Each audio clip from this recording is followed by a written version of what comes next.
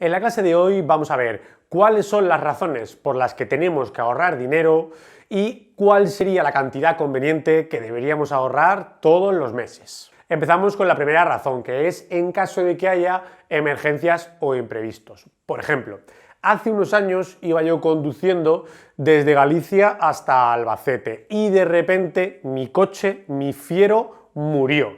Vamos, que se quedó en la carretera y de ahí al desguace. Y como yo necesitaba el coche para ir a trabajar todos los días, pues prácticamente al día siguiente me tuve que comprar un coche nuevo. Pues ante esta situación, menos mal que tenía dinero ahorrado. Entonces aquí vimos un primer motivo para ahorrar. Oye, es que nunca se sabe cuándo podemos tener una emergencia o un imprevisto, como un accidente, una avería o que haya que hacer una reparación en el hogar. Un segundo motivo es que tengamos pérdida de ingresos. Por ejemplo, hace ya muchísimos años yo estaba trabajando en el banco y de repente decidí que iba a dejar el trabajo para dedicarme a ser profesor. Para ello necesitaba estudiar muchísimo. ¿Qué sucede? Que al dejar el trabajo me encontré que no tenía ingresos. Pues de nuevo, menos mal que tenía dinero ahorrado porque de esa manera pude dedicarme a estudiar, cubrir mis necesidades más básicas y finalmente conseguí convertirme en profesor. Por lo tanto, aquí tenemos un segundo motivo. Nunca se sabe cuándo podemos perder nuestro trabajo o aquello que nos dé ingresos. Y si no tenemos dinero ahorrado, nos podemos encontrar en una situación bastante delicada. Por eso es imprescindible que siempre tengamos esos ahorros, ese colchón, por si, como decimos aquí, llegan las vacas flacas. Otro motivo es para hacer grandes gastos en el futuro. Por ejemplo, yo siempre había querido ir de viaje a Estados Unidos. Tenía pensado ir a Los Ángeles, a San Francisco, a Las Vegas, al Gran Cañón del Colorado. Pero ese viaje, que iba a ser de más o menos un mes, costaba 5.000 euros. Bueno, pues gracias a que estuve mucho tiempo ahorrando, pude conseguir este, que era uno de mis proyectos. Aquí tenemos, por tanto, un tercer motivo, que es que hay ocasiones en las que tenemos que hacer grandes gastos. Tanto si queremos comprarnos una casa, un coche, como hacer un viaje muy caro, será imprescindible que ahorremos una buena cantidad de dinero antes. Y un último factor muy importante es para invertir el dinero. Por ejemplo, mi amigo Miguel quería montar un bar, así que durante muchos años lo que hizo fue ahorrar.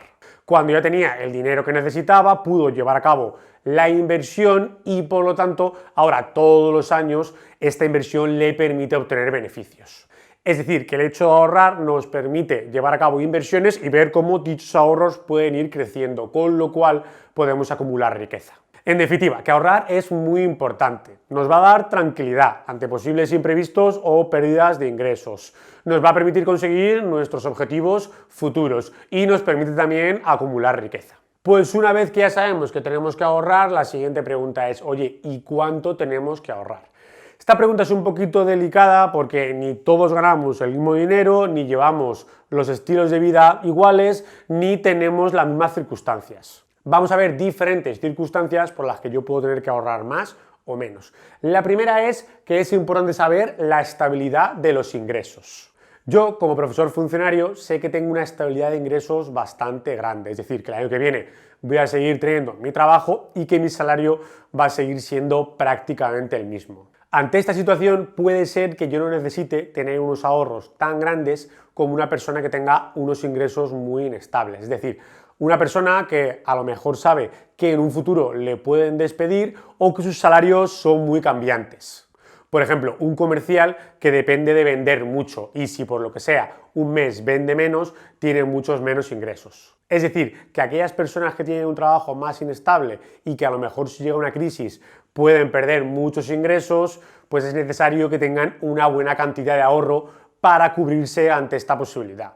Pero ojo, eso no quiere decir que aquellas personas con un trabajo estable no tengan que ahorrar, porque aunque no exista esa posibilidad de pérdida de ingresos, siguen teniendo los demás motivos para ahorrar, ya que siempre pueden tener imprevistos, como que se les rompa un coche o pueden querer tener grandes gastos en el futuro, como por ejemplo poder comprarse una casa. Pero obviamente aquellas personas con trabajo inestable, ya lo hemos dicho, probablemente tengan una necesidad todavía mayor de ahorrar. Segunda circunstancia importante, las propiedades que tenga una persona. Por ejemplo, mi amigo Antonio, cuando se murieron sus padres, recibió muchísimas tierras valoradas en más o menos 1 millón de euros y 3 viviendas. ¿Qué sucede? Que obviamente si en algún momento tiene un problema, siempre puede vender alguna de estas viviendas o parte de estas tierras y conseguir dinero. Por lo tanto, la gente que suele tener muchas propiedades, pues puede ver que sea menos necesario ahorrar. Pero ojo, esto no quiere decir que la gente como Antonio, que tenga muchas propiedades, no tenga que ahorrar. Porque si de repente puede tener una emergencia como que se le rompe el coche, necesitará tener dinero ahorrado. Porque si tú quieres vender una vivienda o las tierras de un día para otro, pues obviamente te van a dar un mal precio y al final estarás mal vendiendo las propiedades. Es decir, que personas que tengan muchas propiedades seguramente tienen que ahorrar menos, pero tampoco se pueden descuidar. Y por último, tenemos un factor como la salud.